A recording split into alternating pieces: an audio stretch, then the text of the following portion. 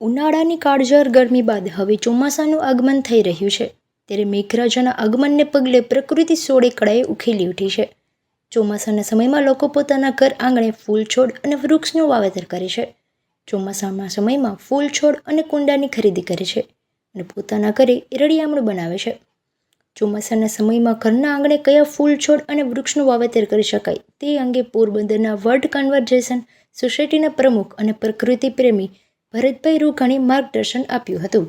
ચોમાસું એટલે પ્રકૃતિની જીવંતતાનો સમય કે ચારે બાજુ લીલોતરી છવાઈ જાય, ઝાડપાનમાં જીવ આવી જાય, તેમજ ઘર આંગણે પણ આપણા વાવેલા વૃક્ષો હોય કે કુંડામાં ઉગાડેલા શાકભાજી હોય કે ફૂલ છોડના કુંડાઓ હોય, બધામાં એક નવું જીવન આવી જાય છે. અને વર્ષા ઋતુ એટલે સચરાચર જીવને અસર કરતી વસ્તુ છે અને ખાસ કરીને ઝાડપાન અને કુંડાઓમાં રોપેલા છોડ જે એકદમ જીવંત થઈ અને ખૂબ વિકાસ પામે છે. આખા વર્ષનો વિકાસ અને ચોમાસાનો વિકાસ બે કમ્પેર કરો તો બે ઇક્વલ થાય એટલું ચોમાસાનું મહત્ત્વ છે.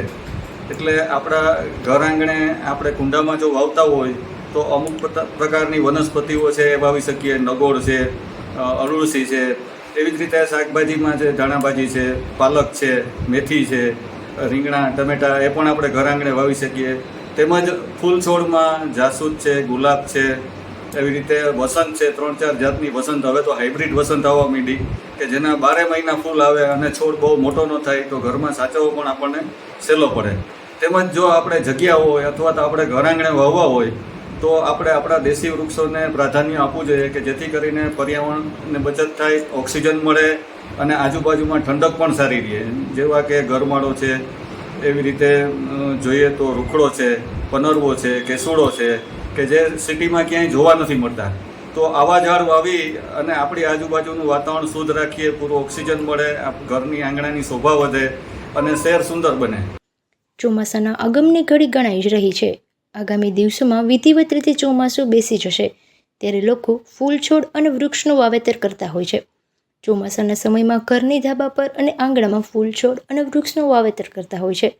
ત્યારે લોકોએ કયા ફૂલ છોડ અને વૃક્ષનું વાવેતર કરવું અને તેમનું કઈ રીતે કરવું જતન તે અંગે બર્ડ કન્વર્જેશન સોસાયટીના પ્રમુખ અને પ્રકૃતિ પ્રેમી ભરતભાઈ રૂઘાણીએ એવું જણાવ્યું હતું કે ઘરના ધાબા પર કુંડામાં ગુલાબ, જાસૂદ તેમજ હાઇબ્રિડ વસંત, ટેક્સાસ સહિતના ફૂલ છોડનું વાવેતર કરી શકાય છે. આ ઉપરાંત ધાણાભાજી, પાલક અને રીંગણા અને ટામેટાનું પણ વાવેતર કરી શકાય. જો ઘરનું આંગણું મોટું હોય તો ગરમાળો, પનરવો, શેતુર, શવન અને કાચરાનું પણ વાવેતર કરી શકાય છે. આ વૃક્ષ માટે ઘર આંગણે આવેલી માટીમાં વાવેતર કરી શકાય છે. જ્યારે કુંડામાં ફૂલ છોડનું વાવેતર કરો તો તેમાં લાલ માટીનો ઉપયોગ કરવો જરૂરી છે. તેમજ તેમના જતન માટે છાણિયું ખાતર અને તેમની વૃદ્ધિ માટે ડુંગળીના ફોતરા પલાળી અને તેમનું પાણી ફૂલ છોડને આપવામાં આવે તો તેમની વૃદ્ધિ થાય છે. એવી રીતે આપણે જોઈએ તો રૂખડો જે 100 વર્ષથી લઈ અને 5000 વર્ષનું આયુષ્ય ધરાવે છે અને સંસ્કૃતમાં તેને કલ્પવૃક્ષ કહેવામાં આવે છે. આપણા પોરબંદરના રાણીબાગમાં 125 વર્ષના 3 રૂખડા એકદમ અડીખમ મૂક્યા છે. અને ચોમાસામાં જોઈએ તો આજુબાજુમાં બીજા ગુલમોર કે પેલ્ટોકોમ કે બટકના ઝાડ વાવ્યા હોય એ પડી ગયાના આપણે નજર સામે દ્રશ્યો જોઈએ છે ત્યારે આ રૂખડો 125 વર્ષથી અડીખમ ઊભો છે. તો આવા રૂખડા પણ આપણે વાવવા જોઈએ કારણ કે સૌરાષ્ટ્રમાં વધીને 50-100 રૂખડા હશે. એમાંના પોરબંદરમાં આપણા 10-15 રૂખડા છે તો આપણે એની જાળવણી કરવી જોઈએ અને નવા વાવવા જોઈએ. હા, નવા ઝાડ જો આપણે વાવતા હોય તો ઓછામાં ઓછો 4 ફૂટ પહોળો અને 3 ફૂટ ઊંડો ખાડો કરવો જોઈએ અને તેમાં નવી જૂની બે માટી મિક્સ કરવી જોઈએ. છાણિયું જૂનું ખાતર 1 વર્ષ જૂનું નાખવું જોઈએ અને તમાકુનો પાવડર 100-150 ગ્રામ એ ખાડામાં નાખી અને 3-4 વખત પાણી પીવડાવીને ખાડાને એકદમ ન્યુટ્રલ રાખવાનું. અને જેવો વરસાદ પડે પછી તાત્કાલિક આપણે ઝાડ વાવી અને જો એ રાખીએ તો તાત્કાલિક એ ઝાડ છે એનો વિકાસ ગ્રોથ તરત જ થવા માંડે અને લાગી જાય અને સુંદર વૃક્ષ બની અને આપણને છાંયા આપે. ઘર આંગણે આપણા કુંડાઓ હોય તો મેં વાત કરી એમ જાસૂદ છે, ગુલાબ છે, વસંત છે, એવી રીતે આલમંડા છે, ટેક્સાસ શેક છે કે જે 12 મહિના એમાં ફ્લાવરિંગ આવી રાખે અને આપણા ઘરની સુંદરતા વધારે.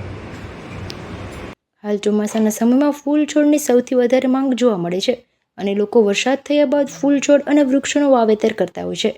હાલ પર્યાવરણની જાળવણી માટે વૃક્ષો ખૂબ જ જરૂરી છે ત્યારે લોકોમાં પણ જાગૃતિ આવી છે અને ફૂલ છોડ અને વૃક્ષોનું વાવેતર કરી રહ્યા છે.